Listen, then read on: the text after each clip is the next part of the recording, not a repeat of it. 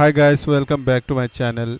In today's video I'm going to show you how to add border in Google Sheet to make your spreadsheet clean and organized.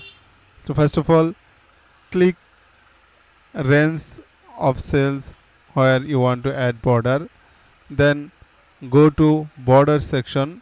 Here you can see it's a border icon. Click here. You can apply various types of border like all border, it will be like this, one side border or outer border for. So basically we like add this one and then go to border color. You can also change the color of border and also you can change the style like this or this.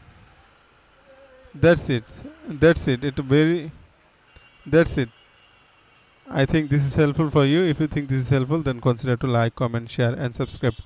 Thanks for watching.